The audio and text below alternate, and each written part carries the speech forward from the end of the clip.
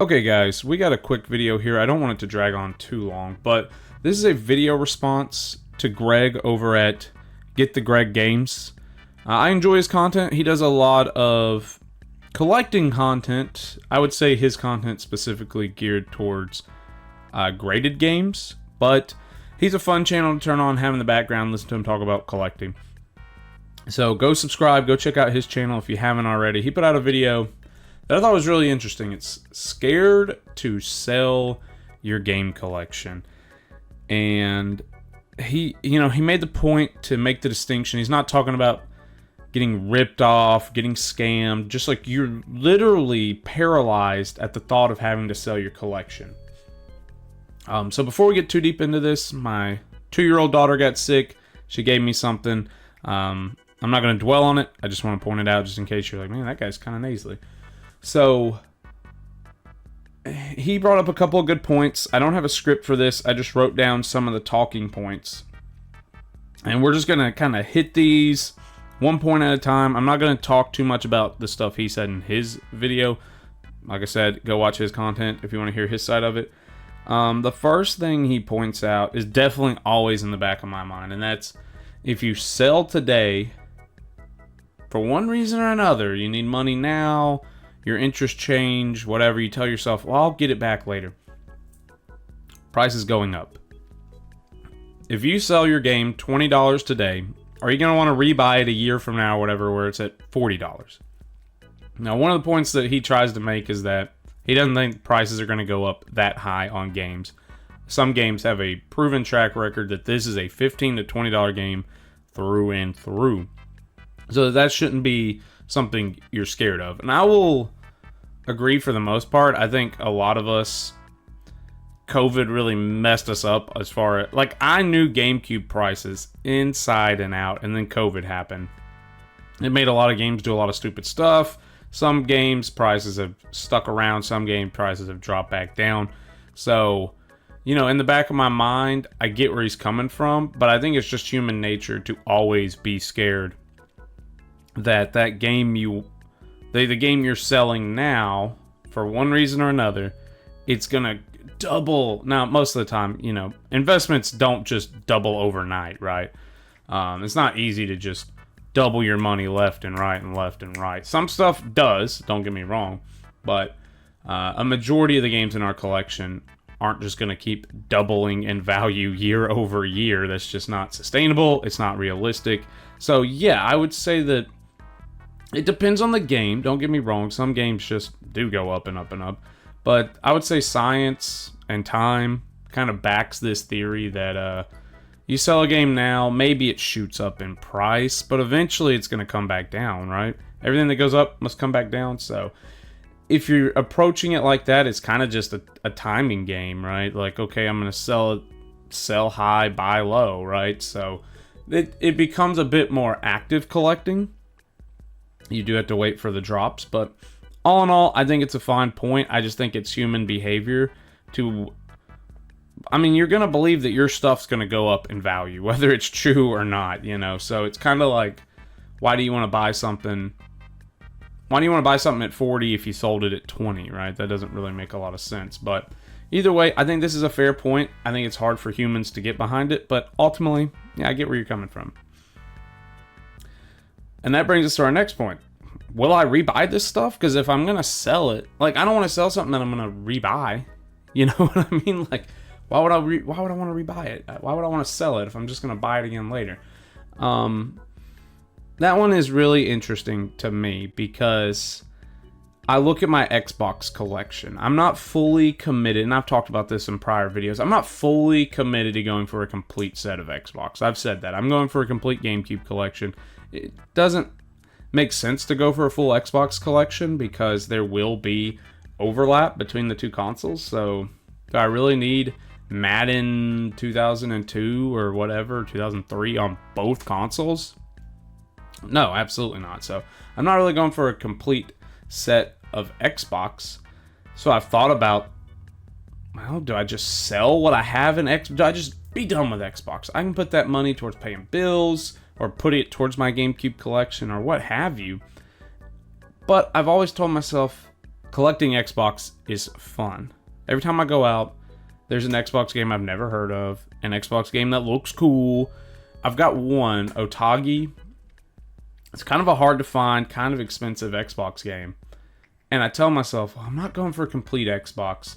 This would be a likely selling candidate, right? Like, why don't I just sell Otage and put that towards something else? But I also tell myself, if I sell Otage, I'll probably never buy it again. At least not at retail, right? If I find it at a flea market or a yard sale, okay, all bets are off.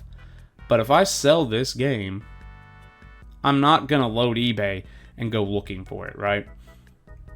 So I've been on the fence about selling it because, here, let me just, give me 2 seconds. Let's put in Otage price charting. Let's get a price.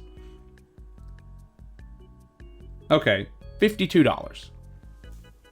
Nothing too expensive, nothing too crazy, right?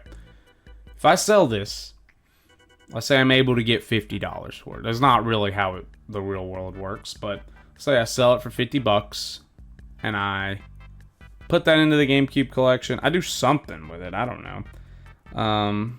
Show historic prices. Let's see. This game at its all-time high, like $60, maybe. If I'm reading this right, it was like $60, right? So it shows you even to our earlier point. Let's see. It was. I want complete in box. Sorry, being finicking around with this thing. $60 in 2022. So shows you it's gone down like $8. So if you had sold it at $60, you would have been fine buying it back at $52. Maybe. I don't know, right? If I had sold it for $60, would I want to turn around and buy it today at $52?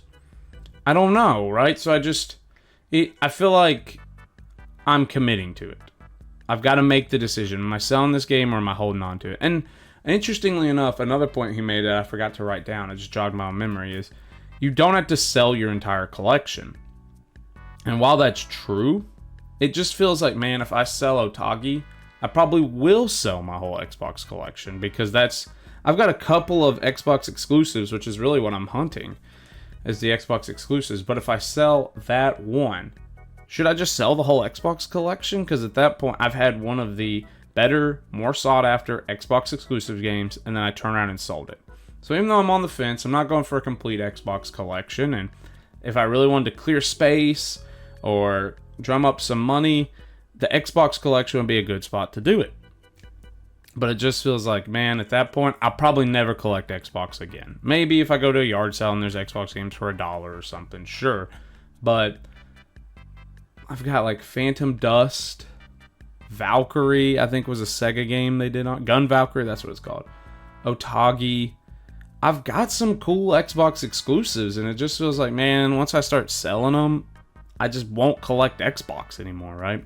Another thing he talks about is the stuff you collected when you got into collecting. Like, I've said it before, I've been collecting my whole life, I just didn't call it that. Once I started hardcore collecting, I laser focused on N64, GameCube, Wii U, and Switch.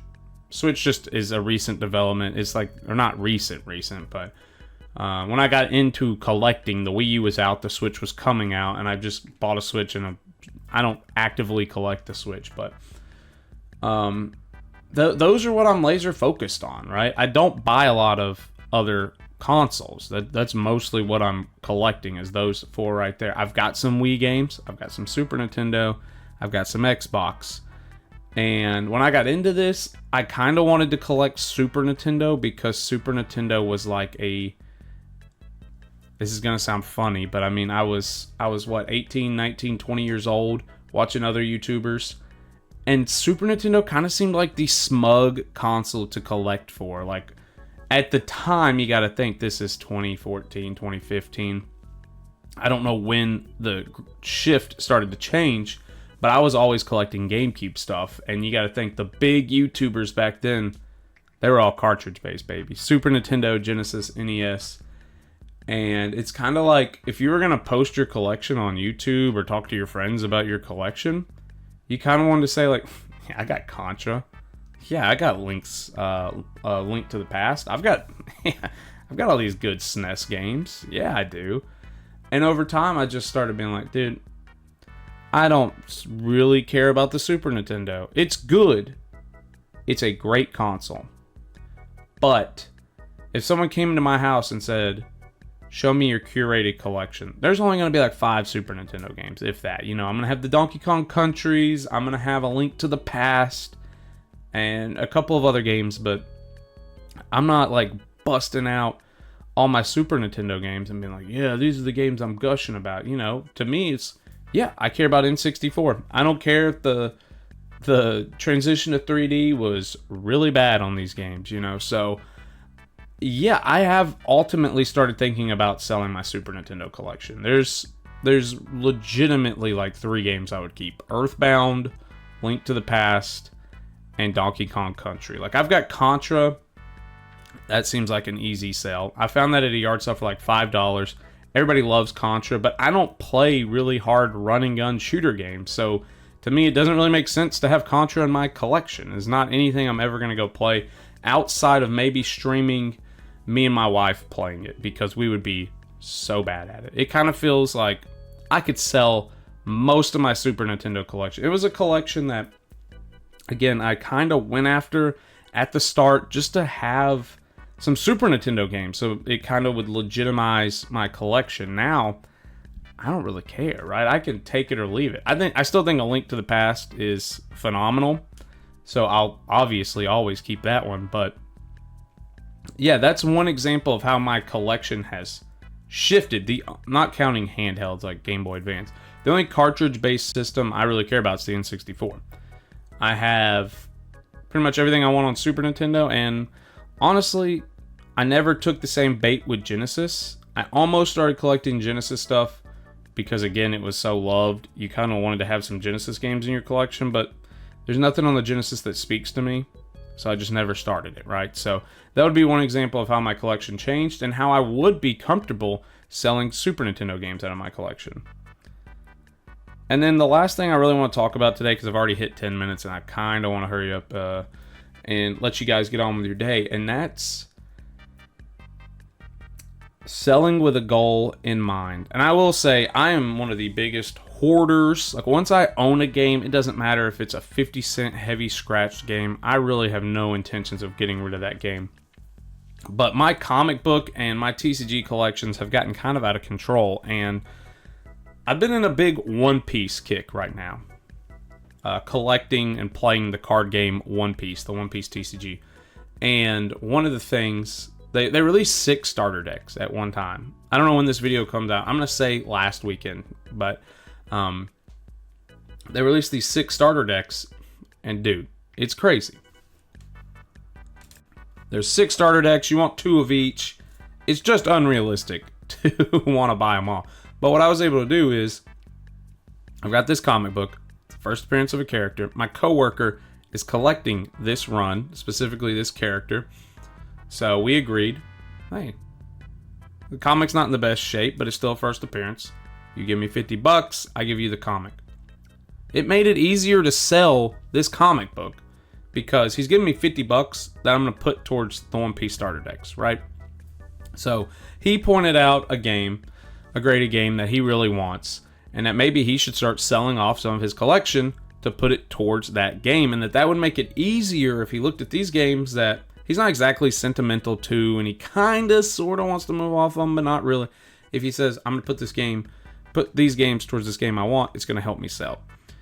And I agree with that, because I'm able to sell this comic book because the $50 my coworker's going to give me, I'm going to turn around and buy these One Piece decks that I want to play. So I will agree with him. Sell with a goal in mind. And again, I think if I start looking at my Wii stuff, I start looking at my Xbox stuff, it would become easier to sell that stuff if I told myself, well, just put it towards the GameCube collection. Whatever GameCube game you really want. Like, some of my most sought after games right now are Chameleon Twist 2 or Metal Arms Glitch in the System. Maybe start selling some of this Wii stuff and take that money and go buy those games you actually want. I think that's a great point. I think that will ultimately be what ends up helping me sell stuff I don't want, is selling with a goal in mind. It makes it easier to go, I'm upgrading. I'm taking these games that I don't want, these games I won't play, and I'm selling them to get games that I do want and games that I will play. So, yeah, I just wanted to do a video response. I thought it was a really good video. I like a lot of Greg's videos, so go pop over there, give him a follow. Good dude, cool videos. Again, if you're into the grading scene, he's going to provide a lot more education and entertainment to you specifically. But either way, I think he's worth checking out. So that's my video. Let me know down below, how do you guys feel about selling games out of your collection? Are you scared to death? Does the thought of parting from your games terrify you? Does it keep you up at night? I wouldn't say it scares me to death. I would just say I got passed down a hoarder mentality. And so the thought of selling my games is just foreign. It's weird. It's not scary. I've sold stuff in the past. I had the Latios, the alternate art where they're doing the heart. Golly, my favorite Pokemon card. I had to sell that because my cat got really sick. And suddenly we had a really expensive vet bill, right? So sometimes that stuff happens. You get bills and it's like, well, as much as I love this Latios, pulled the Ghost Rare Omnimon. I mean, both my cats passed away this year, and they both were going through some really hectic stuff. So I had to start selling parts of my collection for vet bills, and that, that sucked. But it makes selling stuff pretty easy when it's like, well, you have a really expensive vet bill, and you've got cardboard sitting in a box, But video games, I've always said I'm going to hold on to my video games. I've sold TCGs, I've sold comics. I try to really hold on to my video games. But that's going to do it for me. Again, let me know your guys' experience with selling games. If you sell all the time, then just, give us experience selling games. And if you are really hard up on holding on to your games, give us that side of the perspective too. I'd love to hear from both sides of the coin. That's going to do it for me. Like I said, we appreciate your subscriptions and your thumbs up. Go check out Greg. I'm going to leave it here. Peace out, guys.